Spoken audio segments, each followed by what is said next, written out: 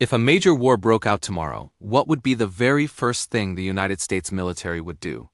It's a huge question, and the answer isn't about launching a massive ground invasion or sending in fleets of bombers right away. The first, most critical move is something far more subtle, yet it underpins every single military operation that follows. It's the key to dominating any modern conflict, and it involves a powerful partnership between the U.S. Navy and the U.S. Air Force. This initial step is designed to blind and deafen the enemy before the first real punch is even thrown. So, what is this decisive first move? It's all about achieving what military planners call information dominance. Stick with me, and we'll break down exactly what that means and how America's air and sea power would work together to make it happen within the first few hours of a conflict. The concept of information dominance is simple in theory, but incredibly complex in practice. It means controlling the entire information landscape of the battlefield. This isn't just about hacking into enemy computers. It's about seeing everything, hearing everything, and ensuring the enemy sees and hears absolutely nothing of value. The goal is to create a state of total confusion and paralysis for the adversary. They won't know where our forces are, what our intentions are, or how to coordinate their own defense. Imagine trying to play a game of chess where you can see the whole board, but your opponent is blindfolded and can't even find their own pieces.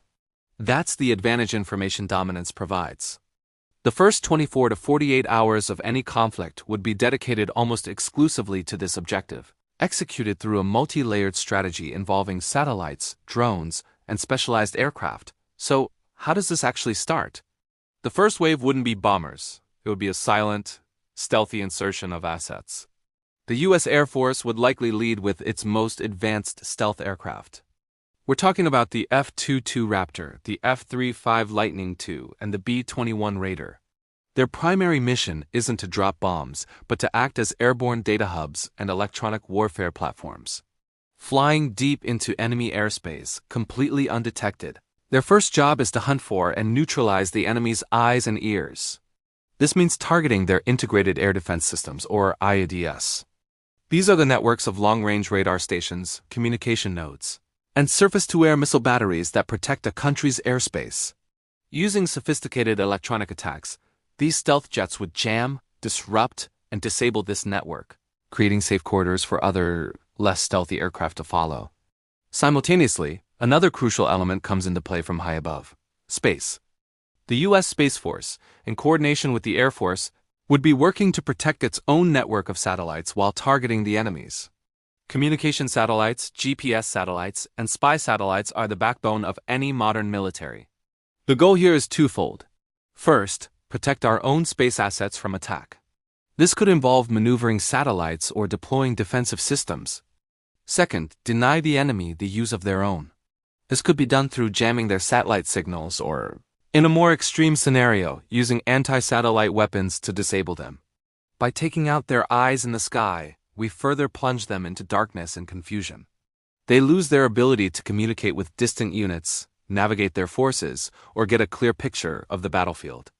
Now, let's bring in the U.S. Navy. While the Air Force is punching holes in the sky, the Navy is projecting power from the sea. A carrier strike group is essentially a floating fortress and a mobile airbase. From hundreds of miles offshore, aircraft carriers would launch their own squadrons of F-35CS and F/A-18 Super Hornets. These naval aircraft have a similar mission to their Air Force counterparts: electronic warfare and suppression of enemy air defenses, particularly along the coastline. They create a protective bubble that allows the fleet to operate safely and project power inland. But the Navy's role goes even deeper. Submarines, specifically the Ohio-class guided missile submarines, play a vital, stealthy role. These subs can quietly position themselves close to enemy shores and launch hundreds of Tomahawk cruise missiles.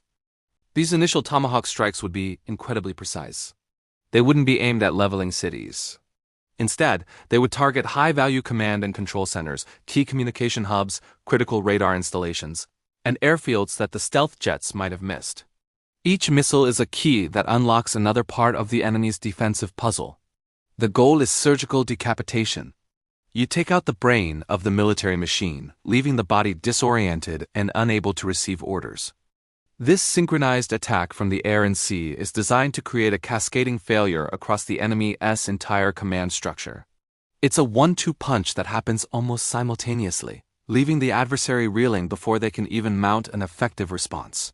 This is the essence of the modern American way of war: achieve paralysis through information superiority. Let's not forget the unsung heroes of this initial phase: unmanned systems. Drones like the high-altitude RQ-4 Global Hawk and the stealthy RQ-170 Sentinel would be deployed hours, or even days, before a conflict officially begins. They would be loitering deep inside or near enemy territory, constantly gathering intelligence. They map out enemy positions, listen in on communications, and identify the most critical targets. This real-time intelligence is fed directly to the stealth fighters and naval commanders, allowing them to adapt their plans on the fly. When the shooting starts, these drones continue to provide invaluable situational awareness, spotting any enemy forces that try to move or reposition. They are the persistent eyes and ears that ensure the information picture remains crystal clear for U.S. forces, while staying completely dark for the enemy. Once this initial phase of establishing information dominance is complete, which could take anywhere from a few hours to a couple of days, the entire nature of the conflict shifts. With the enemy's air defenses crippled, their command structure in chaos, and their ability to see or communicate severely limited, the door is now wide open. This is when the second wave arrives. This wave includes the heavy hitters, B-52 and B-1B bombers, non-stealthy fighters like the F-15 and F-16, and larger-scale naval and ground operations. They can now operate with a much lower risk of being shot down. They can strike targets with overwhelming force, support ground troops, and enforce no-fly zones. But none of this would be possible without that critical first move. The entire foundation of a successful modern military campaign is built upon winning the information war before the physical war has truly begun. So to recap, if a war starts, America's first move is a coordinated Navy and Air Force campaign to achieve information dominance. It's not about shock and awe with massive explosions, but about a swift, silent, and systematic dismantling of the enemy's ability to fight back. It begins with stealth aircraft and submarines neutralizing air defenses and command centers. It's supported by space assets that control the ultimate high ground, and it's informed by a constant stream of intelligence from unmanned drones. This multi-domain operation is designed to blind, deafen, and paralyze the adversary, setting the stage for every subsequent action. It's a testament to the idea that in the 21st century, the one who controls the information controls the battle. It's a complex and fascinating strategy that ensures U.S. forces can fight smarter, not just harder. Thank you so much for watching.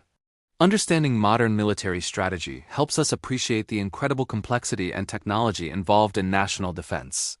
If you found this breakdown interesting, be sure to hit that like button and subscribe for more deep dives into military technology and strategy. Let me know in the comments what other military topics you'd like to see covered. Stay curious, and I'll see you in the next video.